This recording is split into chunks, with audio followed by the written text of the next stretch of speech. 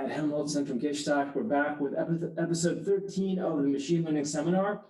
We have returning guest and friend of the show, Stephan Rasp from Technical University of Munich, showing some really interesting work today on weather prediction. And weather prediction is traditionally the regime of these very computation-heavy, carefully designed, carefully tuned physical models that are designed according to physical principles and fit to observational data.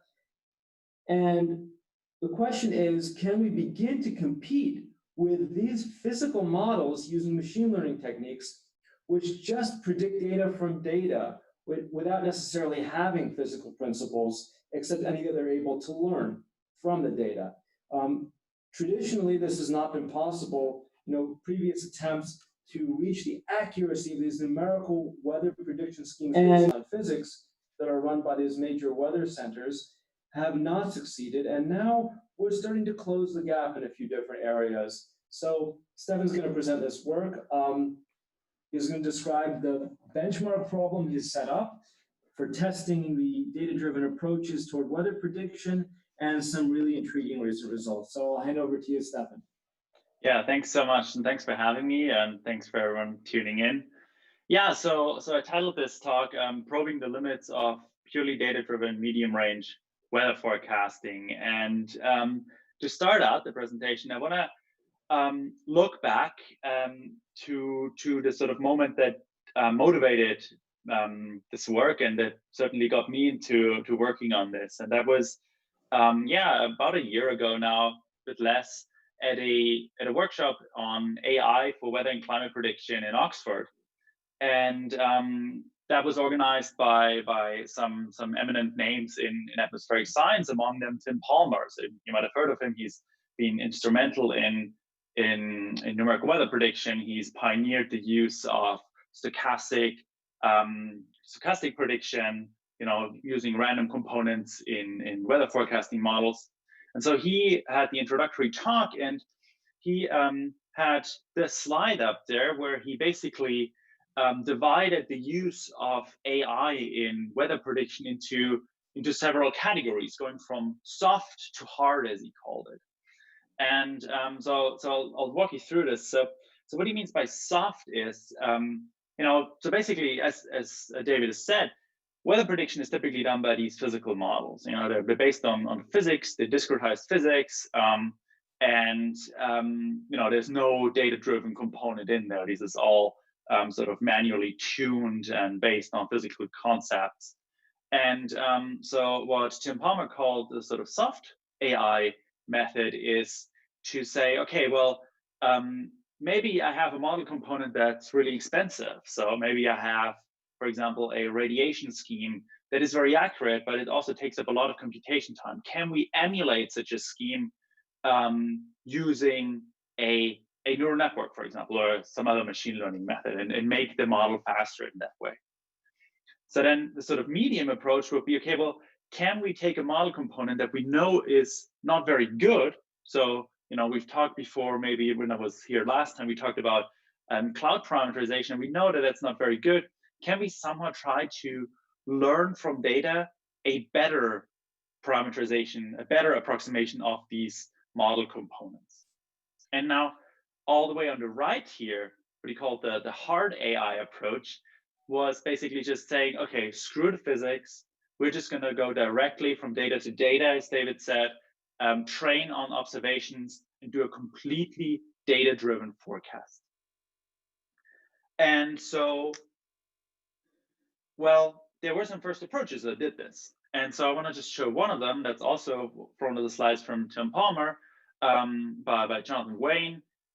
Can machines learn to predict weather? And so what they did is they took some data, they trained a completely data-driven forecast, and then they compared this forecast to the current numerical weather prediction models that are based on physics. And so this line here is the AI approach, and the bottom line here, and this is the root mean squared error, so lower is better. The bottom line here is the numerical weather prediction model, the operational one. I can see that this gap is, well, quite large.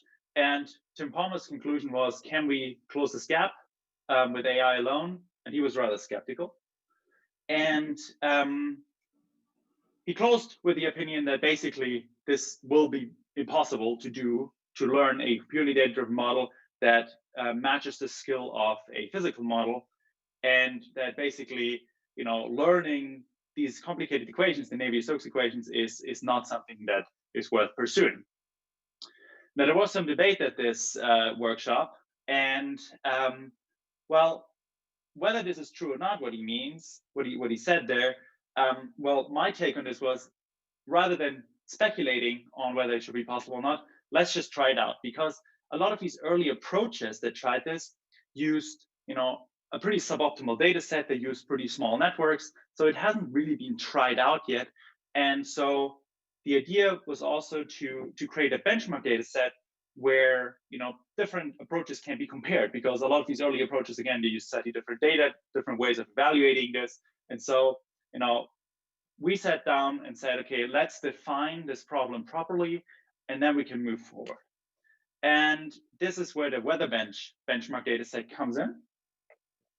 So we basically tried to get the best data formatted so that it's easy to use for machine learning applications, and then define a task with an evaluation metric so that the results of different methods are comparable. So what is the best data? The best data is error data. So error is a reanalysis data set. So that's a data set. It's not directly observations, but it's sort of as close as possible as we can get to 3D observations of the atmospheric state at any point in time as possible. And that's possible for 40 years, because 40 years ago, satellites came live, and before that, we just don't have good global observations. So we regridded this data set to 3 different resolutions, pretty coarse resolutions, but as you'll see later, even those coarse resolutions are a lot of data and are hard to handle. So these are the 3 different resolutions that we gridded the data to, and you can see that they're in degrees. And just as a pointer, so 5.6 degrees is around 600 kilometers at the equator, and then these are appropriate. This is always a factor 2 less. So that's sort of the same scale in kilometers. And then we define the task, and the task is to predict 4 quantities. The first one is 500 hectopascal geopotential, so that's Z500 here. Geopotential is basically pressure, just defined differently. 850 hectopascal temperature, so that's a little lower in the atmosphere, but still high enough that in most regions of the world, it's not going to be affected by the direct effects of the boundary layer, so it's above the boundary layer. Then we also have 2 surface variables, which are the 2-meter temperature and precipitation. And so the task is to predict these on a global grid 3 and 5 days ahead. And so here's sort of the schematic of this. So you have this data, you have some input data, and the input data are several 2D maps. So they can be, this is, for example, temperature, but then you have other variables as well. You check them into some sort of data-driven method and predict these same fields someday ahead.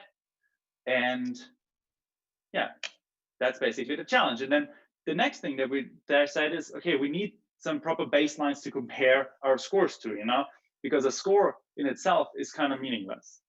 So what we did here, and you see these 4 panels are the RMSE of the 4 quantities that we talked about earlier. So geopotential, upper level temperature, surface temperature, and precipitation. And so the RMSE is our metric, and this is the globally weighted RMSE, right? So we're looking at a global picture here. And we then picked several baselines that should offer a good comparison for eventual data-driven methods. And so the gold standard is the operational ECMWF IFS model, so the integrated forecasting system from the ECMWF. And this is this purple line here. And if we focus on the top 2 panels, which are the upper level fields, you can see that this is definitely the best model, achieves pretty low skill. Now, the operational IFS model is a highly tuned model. It's a very expensive model. It runs at around 10-kilometer resolution, and just as an order of magnitude, to run a 10-day forecast at these 10-kilometer resolutions, it takes around 1 hour of compute time on a 10,000 core machine. So these are really expensive models to run. And so we thought, okay, well, this model is really good, and realistically, we're not going to get there right away with a data-driven method. So maybe need a fairer comparison, that's maybe a little bit closer to the computational efforts that we're going to do when we do machine learning. And so we took this same model, this IFS model, and ran it at lower resolutions, right? So we just picked a lower resolution, ran the model there. And these models are called T42 and T63. These are basically spherical coordinates, and this is at which a wave number they're truncated at. And you can compute this approximately 2 degrees again. And so we have around a 2 degree and a 3 degree model here. And so you can see this is the blue line is this 2 degree model, and the green line here is the 3 degree model. And so these are pretty cheap to run. And so this should offer a sort of a good baseline on a similar resolution and a similar computational effort. And so you can see that, of course, lower resolution is worse. And then the rest are some pretty standard machine learning methods. So we just trained a linear regression model, for example. We'll not talk about this now because we'll hopefully be better than this when we actually train a good model. So I just want to highlight maybe that if you look at 2-meter temperature and especially total precipitation, the skill looks kind of different. For example, for precipitation, even the operational IFS model barely beats climatology, which are these dashed lines at 3 and 5 days. And I would like to definitely highlight here that this is the raw output of the ECMWF model. So it's not post-processed. Even simple errors are not corrected. So we have to be a little bit careful when comparing these scores directly. This will especially affect these surface variables. And I should also mention that all of this evaluation is done at 5.6 degrees resolution. So for all of the evaluation, we first regrid the data to 5.6 degree resolution and then compute the evaluation metrics there. Okay, so let's now actually try to create a good data-driven forecast. And there are basically three ways of doing this. You can either train a direct model. So if you want to have a forecast for 3 days, you say, okay, I'm going to train a model which directly predicts, given input at the current time, predicts 3 days ahead, right? And that's the only thing it does. Then you can train a continuous model. And a continuous model is a model that also, in addition to all the input variables, has time as an input.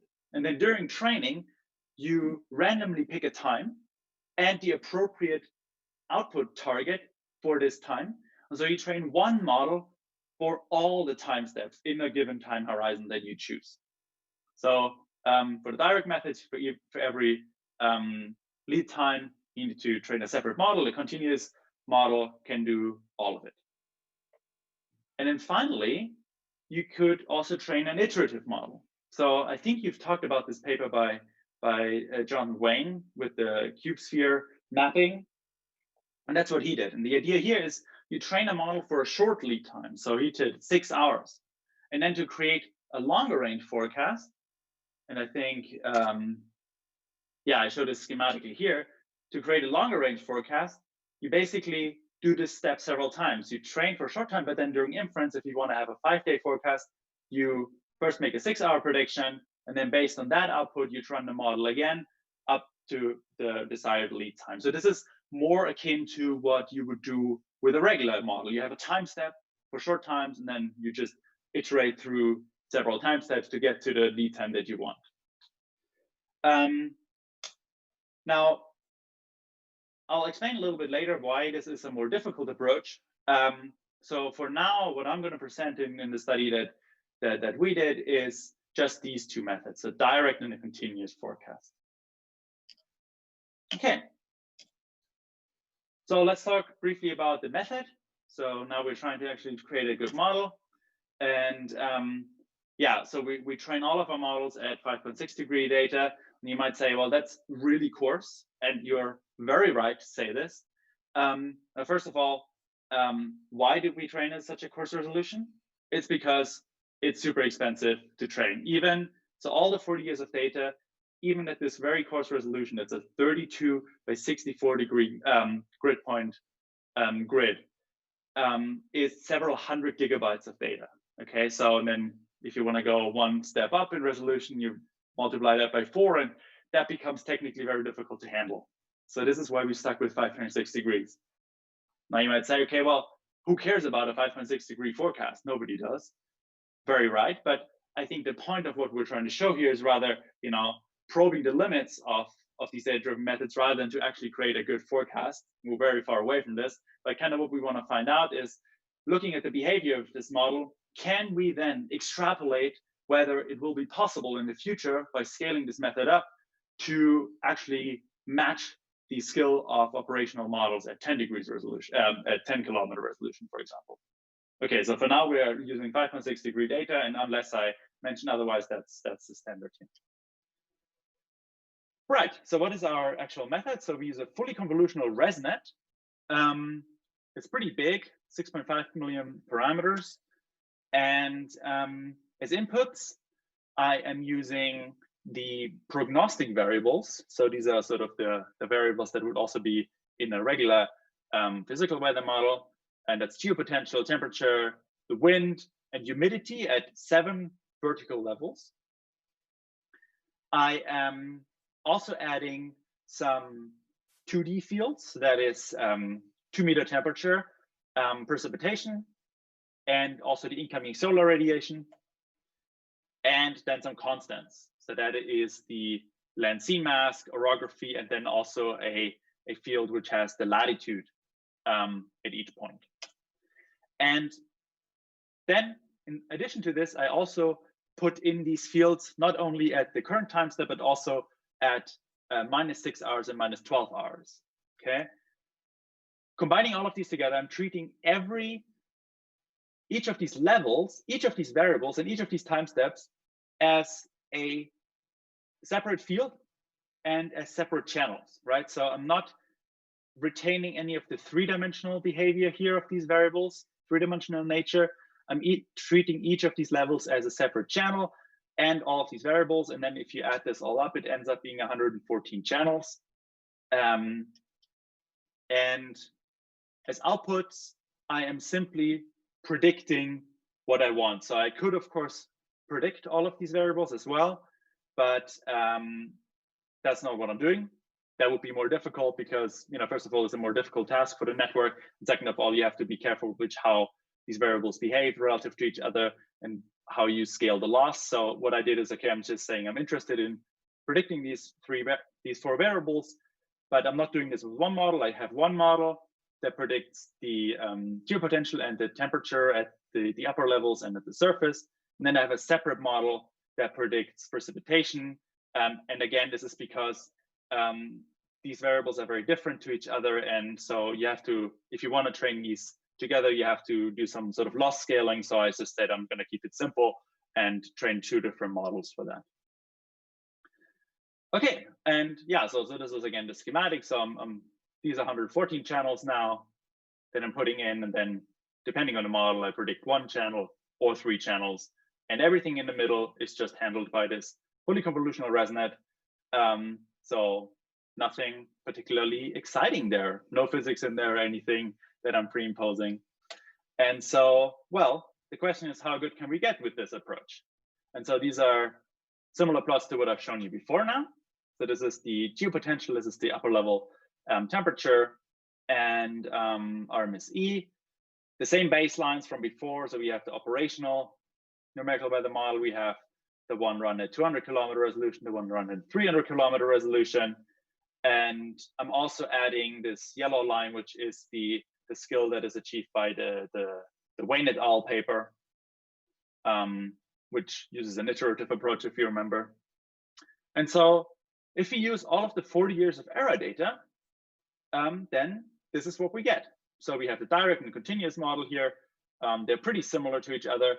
And you can see that we get skill that's a little bit worse than the 200 kilometer physical model here, and in temperature, it's about equal. And so this is quite good, but you can also see, for example, that the skill kind of drops off with longer lead times. You can see that here too. Here you can even see that the direct model is worse at longer lead times than the continuous model. And so when I first saw this, this confused the hell out of me, because I would have thought that, oh, and I should mention, the direct model, there's actually several models, right? So each of these dots is a separate model, and the lines are just for illustration. because I need to train a separate model for each lead time. Okay, so these are actually 4 different models. But why would it be worse? Because, I mean, if I train a model for a specific lead time, shouldn't it be better than training a model that has to deal with all the lead times? And so that confused the hell out of me until I looked at the following statistic, which is the generalization error. So for that, I simply looked at the testing error. So, you know, and I should mention also, I forgot to mention that all of the evaluation is done on the last 2 years of data, and everything before that is used for training and validation. So 2017, 2018 are the data that's used for validation. And so of course, never used during training. Well, what I checked then is if I look at the testing error, you know, so what we want, and compare this to the training error, I get the following picture. So if we again focus on the dashed lines, which are, you know, let's just ignore the solid lines for now, then we can see that with longer lead times, the generalization error, so how much overfitting do we have essentially, increases quite a lot. And that increase is way worse for the direct model than for the continuous model. And so then it makes sense, right? So we do have more overfitting for A, longer lead times, and for B, the direct model. Now, why is this the case? So first of all, let's think about why could we get more overfitting for longer lead times, okay? And here is one hypothesis. I don't have proof for this, but I think this is what's happening. But there are different ways of seeing this. And so this is just a simple sketch, okay? So this is my uncertainty at time t0. So this is where I'm starting my forecast from. And these are all forecasts that start from very similar initial conditions. And we know that our atmosphere is chaotic. So it means that even if we start with very similar initial conditions, my trajectories through time will diverge eventually, okay? And so this is what's shown here. So starting out, we have a pretty tight hypothetical PDF, pretty tight bundle of trajectories. And as we go further, let's say this is 3 days or 1 day, and this is 5 days, we get further apart. Okay, so this is pretty simple. We know that that's what's happening in the atmosphere because we are in a chaotic system. But now if we think about if we had, so now first of all, let's think about, okay, what are we actually minimizing for? So let's say the model has all of these 3 trajectories in its training data set. Then it doesn't, because the differences here can be so small, and because the behavior is non-deterministic. Well, it is deterministic, but practically it's non-deterministic. Practically it's chaotic, so it's stochastic. You know, the model doesn't know what it should predict. So if we're minimizing the mean squared error, that's what we're minimizing, then the best mean fit, the lowest mean error that they can get is by predicting the mean of this distribution. Okay, that's great, and they can do this, and that's just what's going to happen if you minimize the mean squared error in the face of uncertainty. But now let's say we don't have enough samples, and we only, for example, have the blue sample in our training data set, and the other 2 are not in our training data set. Well, then what the model will learn is basically the evolution of this blue trajectory.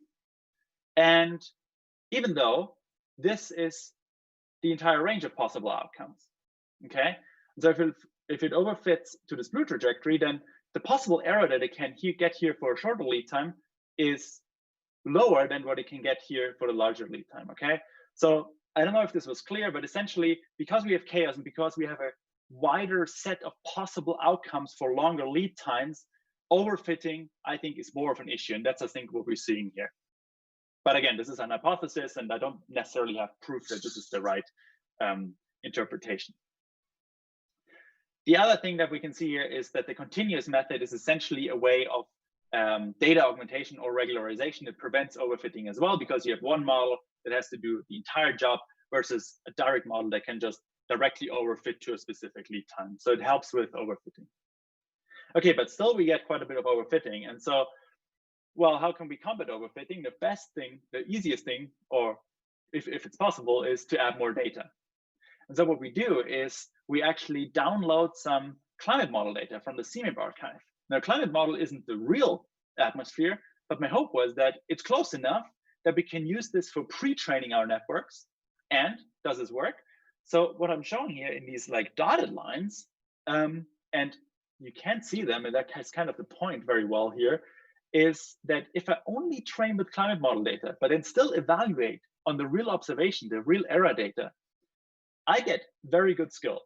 Even for temperature, my skill isn't significantly worse than what I get when I train on the observations only. So this means that climate models do a pretty good job at getting the general circulation right a few days ahead. Now what we can do is then take this as a starting point for fine-tuning on the actual observations. And this is now what you can see in the solid lines, and you can see that the error drops quite a bit. And we're approximately at the skill level of the T63 210 kilometer model. Okay, so this is now the best model that I managed to train. And again, we can look at the generalization error with pre-training, and you can see that these are the solid lines down here. So we get a lot less overfitting compared to what we get if we only train on the observation data. So that was quite a good result here. Stephan, can I ask a quick question? Yeah. So, I mean, clearly from the previous slide, your pre-training worked. It really reduced your generalization error and it improves performance. Conceptually, what I find a little confusing is that it's able to work so well despite the fact that you have in the observational data and the error reanalysis data, you have a data assimilation procedure. So every data point is assimilating a different set of observations. So if you looked at the trajectories, they're not strictly speaking physical if you move forward through the reanalysis data set, and they're also not totally predictable. Whereas in the climate model, everything is totally predictable, deterministic. Okay, maybe you didn't use all the fields, so it's not totally predictable, but you don't have these effects. And yet it seems to work just fine. Well, I understand what you're saying from a theoretical point of view. I think practically, because practically it doesn't really matter, because these differences probably wouldn't show up at the levels of accuracy that we're talking about, I think, right? Like, my model is not that physical that it's going to, or my data-driven model is not that physical that it's going to detect a difference, that slight difference or deviations from physics that you might have in the error data set. So I think these are more theoretical points at this point, right? I think practically these are minor things. So that would be my take on it. That makes some sense. Just a theoretical follow-up question is what kind of root mean square errors do you see on the climate model data? Is it a lot lower? Well, how am I supposed to evaluate that, right? I can't. Well, so you mean if I ran the climate model data as a weather forecasting model model, yeah, if I use the climate model for weather forecasting, I don't know. That's not done, right? I can't evaluate that. Well, you are predicting the future field from the present fields, right? No, this is a free climate model run. So this is a run that was started 150 years ago, and then they just let it run. So it has no direct resemblance to what actually happened in the last 100 years. I'm not clearly explaining. When you pre-train, right? Yeah. Then you have an objective function, which is essentially the same sort of objective function you're going to evaluate, in that you have fields and you're going to predict other fields at other times. So are the RMSEs during that training procedure a lot lower? Oh, okay. I see what you mean. Yes, on the training data set. Yes, they are, I think. Yes, they are. I also should add that if I do so one thing I didn't mention is if I train on error only, I'm using more regularization than when I pre-train. So yes, the errors are lower just simply because I have more data. That's the difference. So I think what you want to get at is everything else being the same, right? The amount of data the same, the architecture the same. Would I get a lower error on the climate model data? And that I can't answer. I never looked at that. So because the amount of data is of course bigger, right? I have 150 years instead of 40 years. And I'm using, because of that, I changed my model a little bit with regularization. So I don't have a direct answer to your question.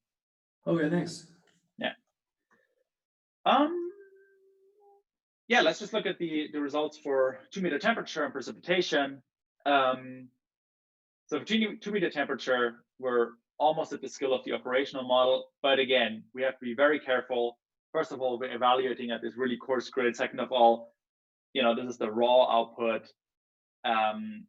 Third of all, as you can see, these models don't start from zero, which should make you suspicious because there are some slight differences in the initial conditions. So basically, my point is you cannot, even if you try very well to get the setup exactly right, you cannot directly compare the two one-to-one and interpret small details. It's more sort of a ballpark estimate of, what order of skill do I get. You see for precipitation, our model is better than the ECMWF model, but again, this would be overinterpreting it. Rather, my take from it would be that, if we look at these upper level fields, they're a little more robust. We're approximately at the skill of this 200-kilometer model. Again, with the caveat, these models are not specifically tuned for this resolution. So if you tuned this for this resolution specifically, this physical model, you would get better skill. On the other hand, you could probably do a lot of tuning to the network architecture and so forth, and really you would get better skill. So we're approximately at the same level, but it's very hard to say what the correct comparison there is. So let's not overinterpret that. Okay. One final thing to the predictions is, what do they actually look like? In the top here, we see this is 500 hectopascal geopotential, and this is sort of the true state from error, and this is all valid for the same time. You can see a 1-day forecast from a neural network, a 5-day forecast. And it's a little hard to see, but you can see if you look at the sharpness of the fields here, it's very washed out.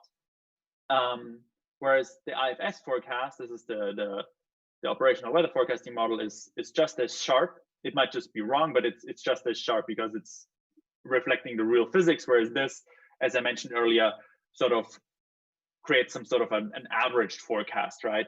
Because it's minimizing the MSE. This is even much more extreme for a field like precipitation on the bottom here, which is very noisy. And you can see that you very quickly lose definition, you very quickly lose detail.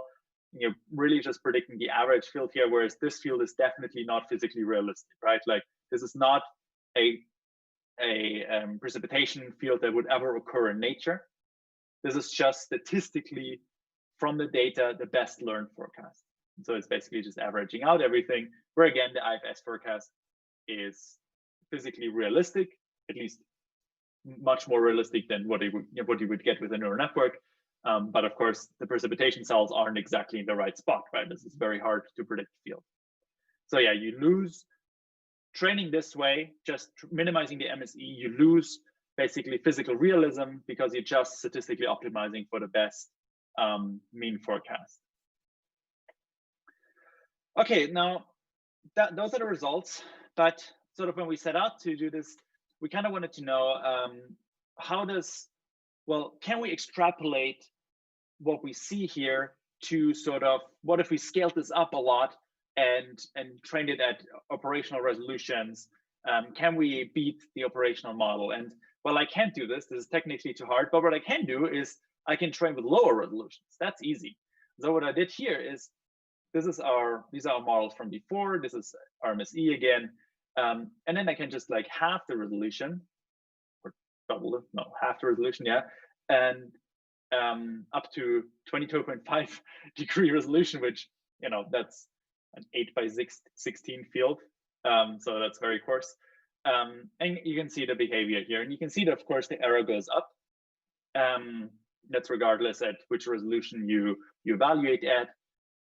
So we can expect that we get some improvement from training at higher resolutions. What we can also do is we can train a larger network. And so again, I train smaller networks. So the ones on the right are the ones you've seen before. This is the number of channels in each of the convolution layers. So normally I have 128, but I can reduce this and see how the skill drops essentially. And we can see this is the testing score, and this is the training score. So the difference here is this generalization error that we looked at. And you can see that you get better scores with higher resolution, with larger network, but you also overfit more. So this curve is already sort of leveling off. So larger networks are more capable, are more expressive, but they need more data. Essentially, the conclusions from this. And so let's keep these two pieces of evidence in mind, and we'll come back at the end of the talk to talk about sort of implications, how we could think this would scale to higher resolution. So can I ask one more quick question here? Yes. Did you look at any networks with more than 128 channels, and was there a technical limitation there? Yeah. It takes forever to train these things, right? It's takes more than a day to train a single model, and each of these plots that you've seen here is like several models. So I was limited by how so the GPU. So I mean, okay, it takes a day to train. That's on a single GPU. Yeah, I could use multiple GPUs, would go faster. The big limitation here is the data loading.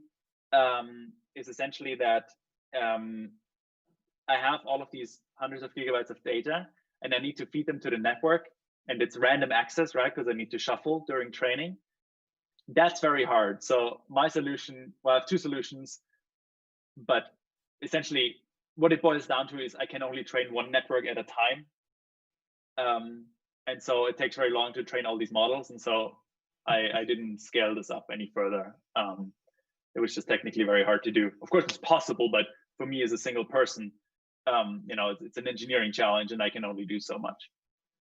Did the 5.6 degrees fit in CPU RAM on your system, where you had to stream it from the hardware? Yeah, barely, but only yeah. One copy. Got it. One copy. Yeah. Okay. So yeah, and that I had like a 700 gigabyte RAM machine, but I could still only train one model at a time. So right. Yeah, it sucks. So I'm sure this can be solved, right? If you're a data engineer, or if you're Google or whatever, these are kiddies problems. But for me as a single researcher, I'm not like an expert at data engineering. That's hard to do. Yeah, it seems like the resources for people who want to apply machine learning methods to data sets in climate and weather and earth science are sort of lacking. Yes, it's reading NetCDF files for use, large NetCDF files for use in machine learning is a big problem that I know a lot of people are struggling with, and nobody has really found a good solution that's plug and play rather than like diddling around and doing very customized things. So it's a bit of an obstacle at the moment. Yeah. So yeah, I was limited to what I could do, and this is the most I trained at. All right. Okay, so before we get to the conclusions, though, I want to show something a little bit more different, more fun, and that's, can we try to figure out what is the neural network actually doing? What is it thinking when it's making these predictions? And so for this, we can look at saliency plots, and I'll explain the procedure of how to get them. So for a given network, you pick one point in space. So for example, let's pick London, the point over London, and one output variable. So let's pick 850 hectopascal temperature. And then, we can compute the gradient with auto differentiation of this point P with respect to the entire input. So the entire input tensor, we can do this for each sample. Okay, so this is basically also similar to how backpropagation works. It's backpropagation, but similar how you train a neural network. And we can do this very easily. And then we can compute this for all the samples and compute an absolute value for all of this. And that's just sort of the magnitude of this gradient averaged over all of the samples. And this is what's shown here now. And then we can, for this plot, I'm also averaging over all the input variables. I can do this because they're normalized. And then I can create basically a 2D map. And that sort of gives me how large an average are the gradients with respect to the geographical, with respect to location in space. And I can do this for the direct networks. Now I can do this for the 1 day, the 3 day, and the 5 day network. And we can see that the region of influence where the gradients are large basically travels to the west. And this is kind of consistent with our physical understanding that in the mid-latitudes, weather is basically influenced by these Rossby waves that are traveling eastwards. So as we go back further in space, it basically means that, you know, the most important region for determining the temperature over London 5 days ahead is somewhere here over the US East Coast. And that checks out with physical understanding of how mid-latitude atmospheric dynamics works. If we pick a different point, for example, Barbados, and again, I also should add that this is averaged over all seasons. So this is basically a yearly average. If you look at Barbados, we can see that, you know, very different meteorological regime. You get a more circular influence. You don't have a strong prevailing wind direction averaged over the entire year. So this kind of makes sense. And so the network seems to learn physically plausible relations, and we can even look at it a little bit deeper. And instead of taking the absolute value here, we take the mean, and we only look at one input field. So rather than averaging over all inputs, we look at the mean gradient of 850 hectopascal temperature over London with respect to the input geopotential at 500 hectopascal, and that's for 3 days ahead.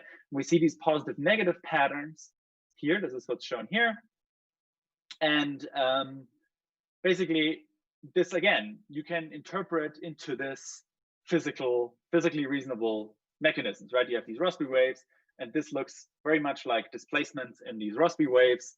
But of course, you can never test whether the network actually has Rossby waves in there. You can just see this plot and sort of make some physical interpretation of it. Now we can go even deeper and look at this not averaged over all times, but for a single time step. And this is what's shown here, same or similar figure as here. And this is for a single time step. The gradients, again, with respect for temperature over London.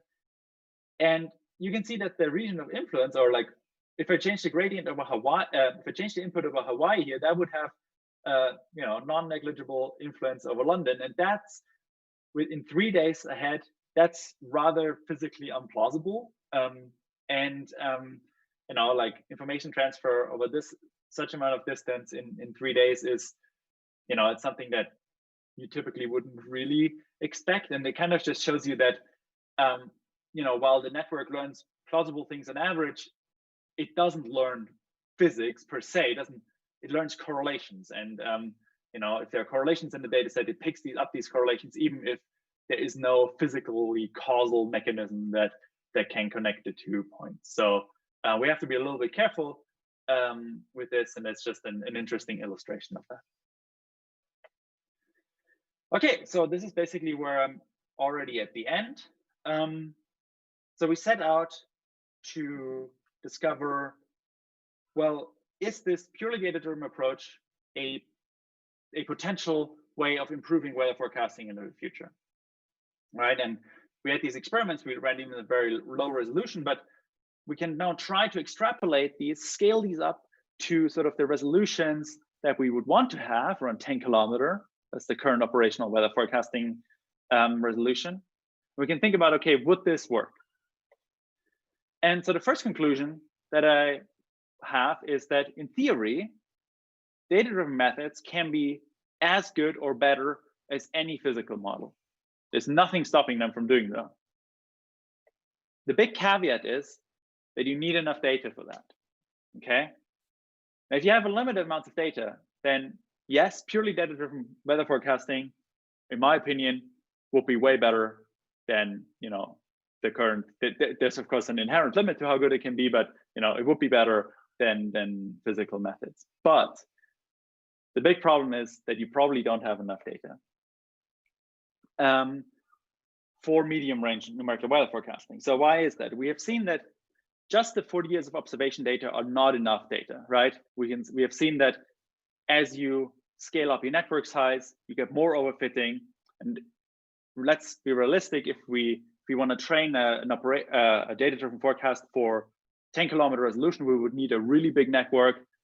That also means that we get a lot of overfitting, and we need a lot of data to pre-train on to get this to work. Now, in our coarse resolution experiments, we use climate model data to pre-train. But climate models are run at 100-kilometer resolution.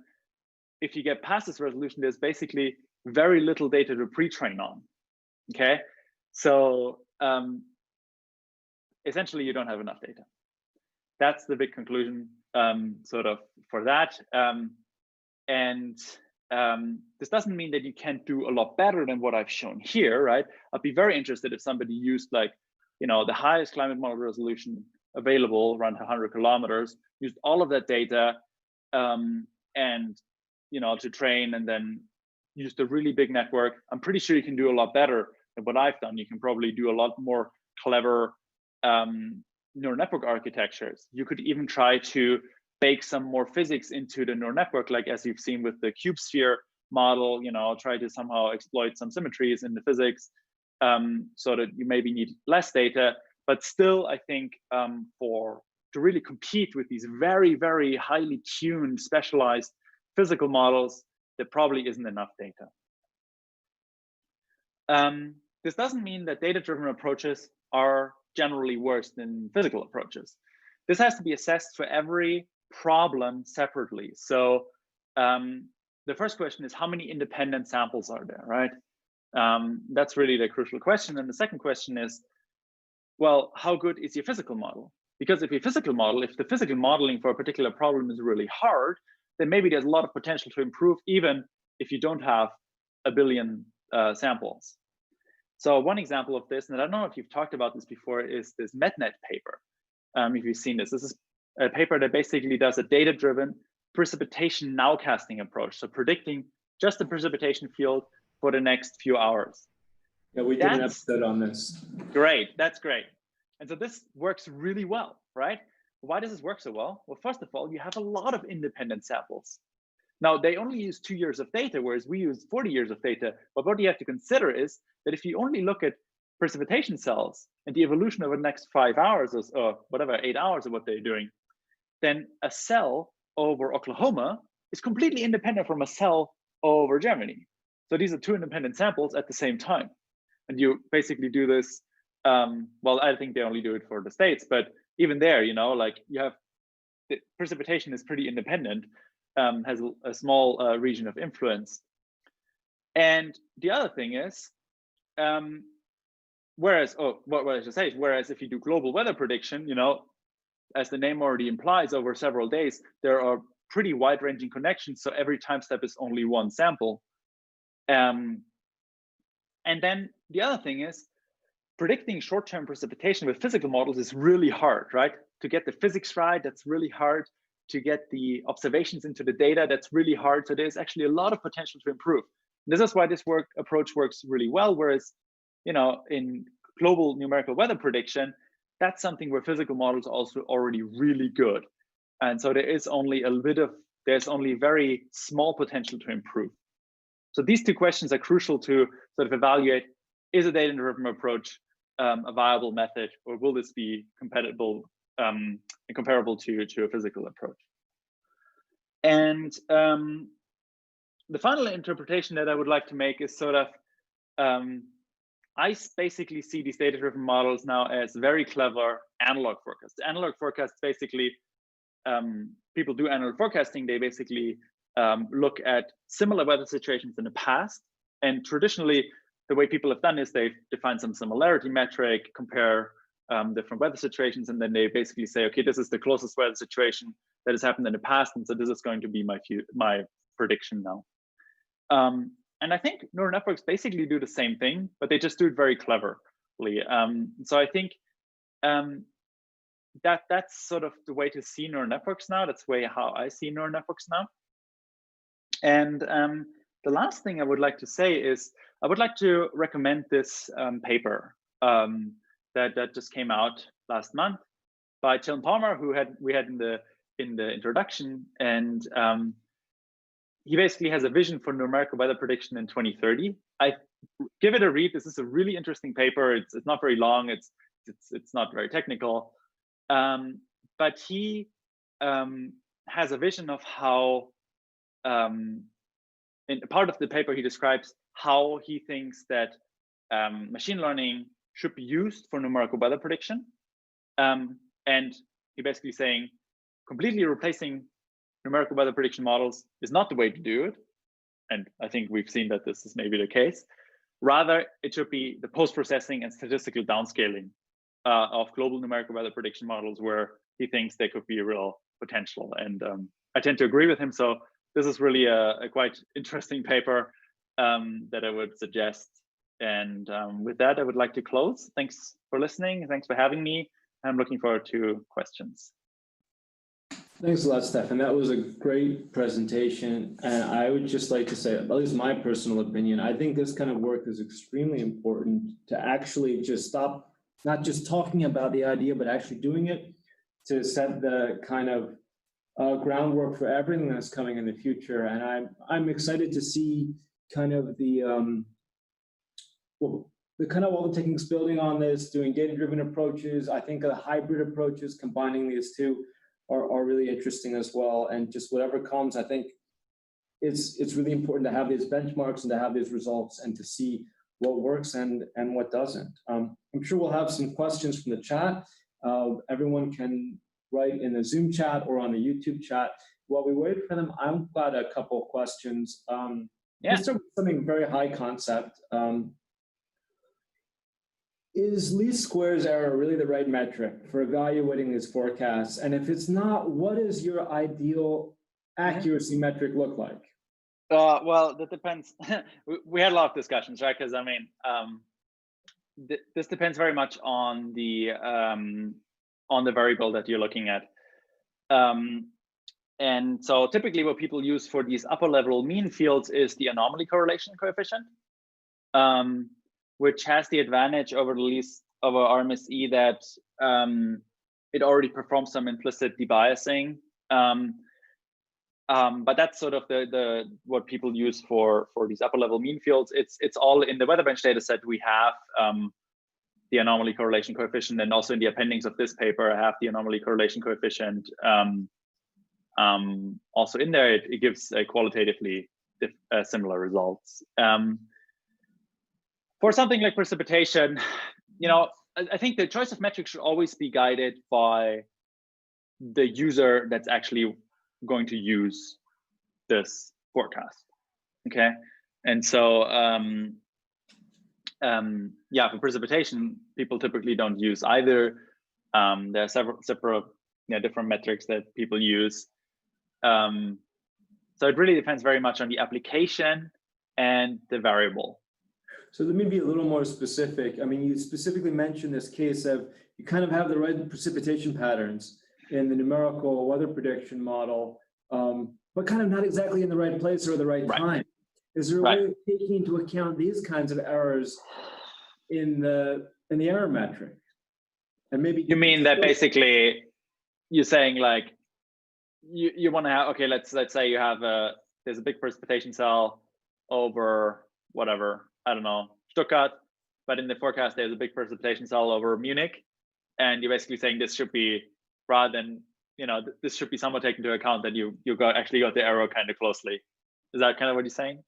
Yeah, something like that. Yeah, so there are metrics that it's called, for example, the fraction skill score is one for precipitation that would do this. So,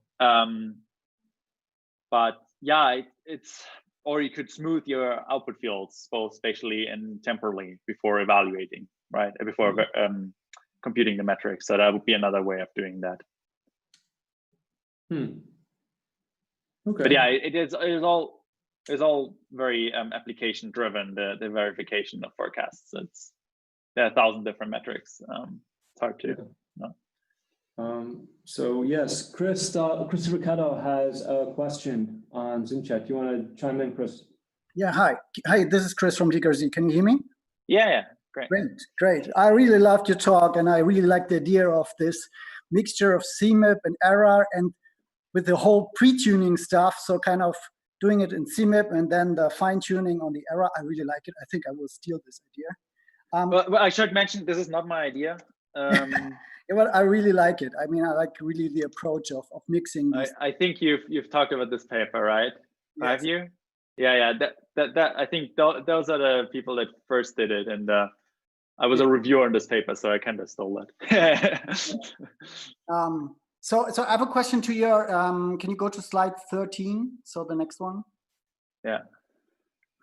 Great. So you see kind of the effect of the skill on the left side, that the error only, and the pre-trained is kind of the mixture with CMIP, correct? Right. Okay. So how much of this difference between these two do you think there could be, like a, let's call it the climate bias in error, because you have you're just looking at the year 2017 and 18? Yeah. So that would be the first part of the question, and the second part of the question. Let's stick with this one first. So have you thought about? Yeah. Yes. Well, so first of all, we did check before whether there was a significant variation in skill from year to year, and there's not. So this, because you're verifying every day over the entire globe, forecast skill is relatively robust. But still, the variability could be different, right? So not the skill, but it could be be a hot year or something like that, right? It could be, and I think that's probably something you want to take into account. Another thing is, maybe you're alluding to this as well, is so first of all, we took one CMIP model, okay? It's the MPI model, actually, because that was one of the only models that had the output in the right format that I needed. So I don't know. so I'm assuming that I didn't do any bias correction on this model, for example, right? Which I probably should have done, because I'm assuming there are some mean biases that this MPI model has with respect to the real climate. And I didn't do that. So that's a potential way to improve things.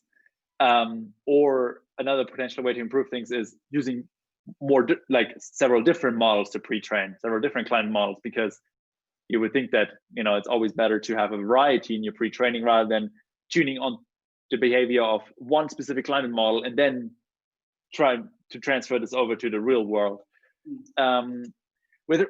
I think also with respect to verifying, which I think your question was talking about, yes, this might make a small difference. I don't think it actually matters for the sort of order of magnitude skill comparison that we're doing here. That's, I think, my point. Okay, so just to add up here, why did you use just the one member of ERA5 and not the 10-member system? Well, that could be also. I don't know. But remind me again. So the 10 members. I mean, these are forecasts, right? No, there's kind of the analysis of the it has a higher resolution, which is not important here. So, and then there's a 10-member system, which is still analysis, but it has a lower. Okay, that's actually, I never thought about this. I wonder. Yeah, this would probably be good, because it gives you a little bit more variability. It's sort of like regularization, data augmentation, maybe. Exactly. But then I have to deal with 10 times as much data. Of course. So I don't know if I can do that. No, of course I could subsample. I could only take 1/10 of the time steps for each member, and that might still be better. But yeah, it's a really good point. I never thought about this. I wasn't really aware. I kind of knew in the back of my head that this is something that's available, but I never really thought about this. So really good point. You can do it. That'd be great. Yeah, I think about it. Okay, thank you. Yeah, you're welcome. Okay. So any more questions from the chat? I know we have some people in the chat who are planning on working on weather predictions, so feel free to chime in with a question. I have one more though, and I know, Stephan, this is something we've talked about in other discussions. Let me just sum it up as simply as I can. So when you predict reanalysis data, what are you actually predicting?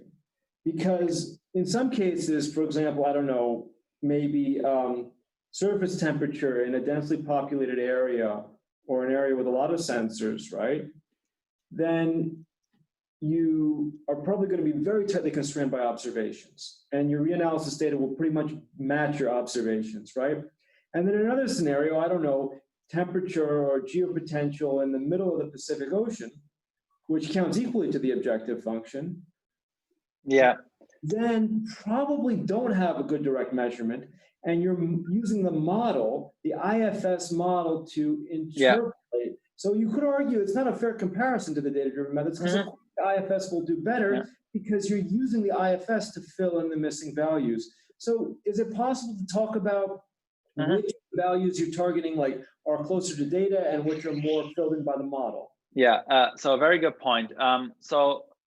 Okay, so I think there are two issues in there. The first is, how good is my reanalysis data? How close is it to the actual weather?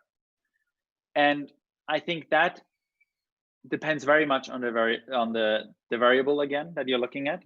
And as you said, so because the first thing to understand is, as you said, the reanalysis data is derived from a model simulation, right? It's a model simulation that's drawn towards the observations very tightly, but it's still a model simulation. It's not real observations. So if your model is not very good at predicting a particular variable, then even if you pull it to the observations all the time, it's still not going to be a very good match to observations. So one thing, for example, precipitation. Global weather models in general are not that good at predicting precipitation physics. They're not that good at getting the physics of these, convection cells right and everything. So it's very widely known that error is not a particularly good proxy for precipitation. So we shouldn't use it. It's just that for our purposes, it doesn't really matter so much, right? But if we actually wanted to do verification, we would have to use a different observation product or train on a different observation product. Then you might have less data and so forth.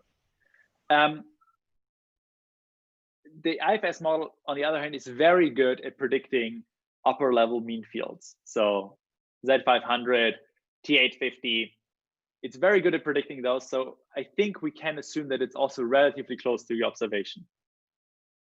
The other question you had was, well, we're using the IFS model for creating our pseudo observations, our reanalysis, and then we're comparing the IFS model to it.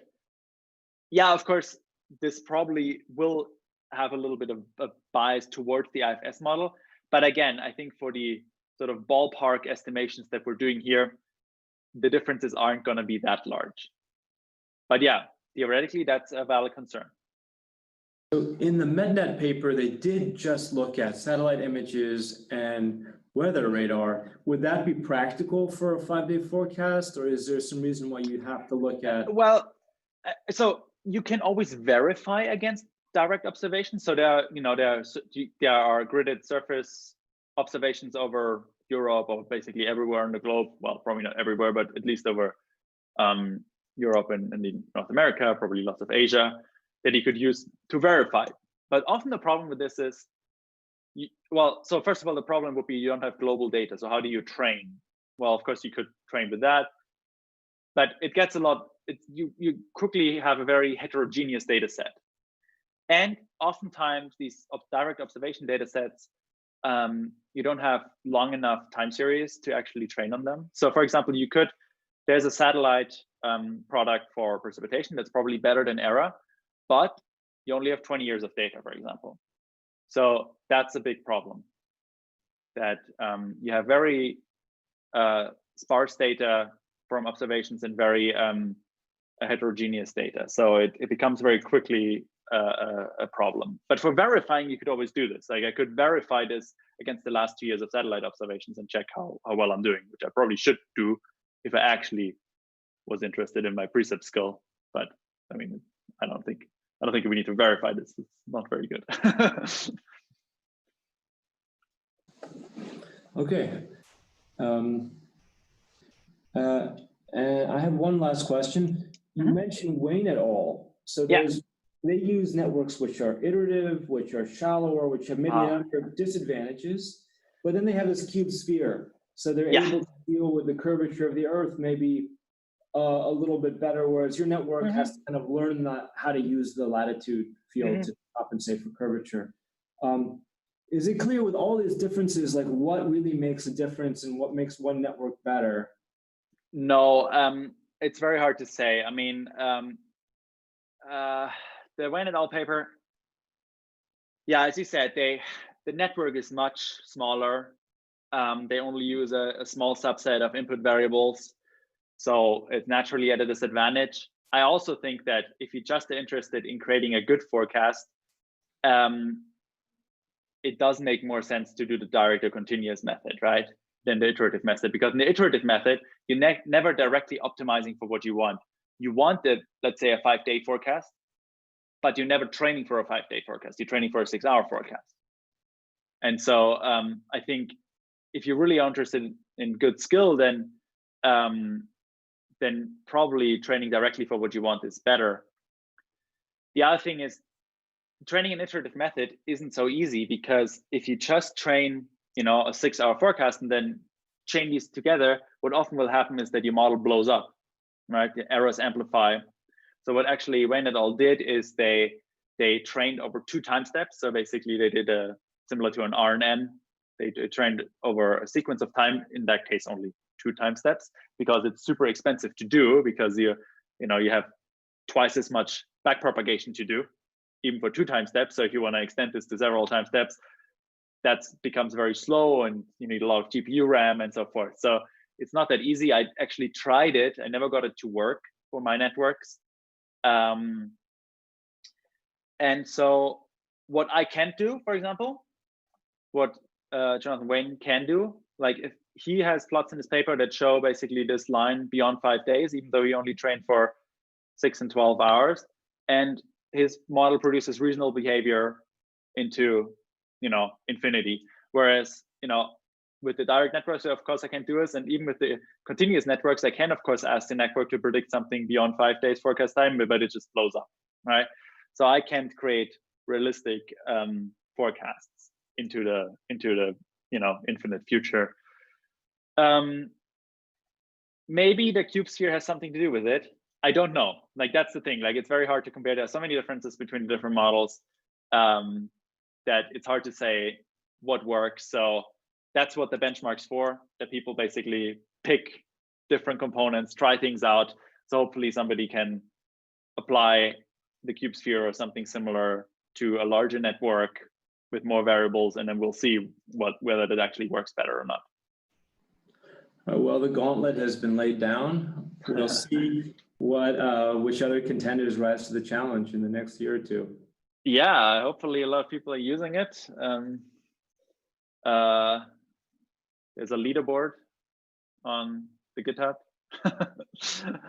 And so far I'm winning, so please beat me. It seems kind of fishy, right? Like I made the benchmark and now I have the best model. That's like, I don't know. So hopefully somebody's going to beat me soon. All right, well, thanks so much. If there's no other questions, I guess we will wrap up. If anyone wants to chime in with the chat, this is your last chance to do so. So thank you very much, Stephan. Yeah. And this was a great paper, a great presentation. And we will see everyone in 2 weeks. Bye, everyone. Bye.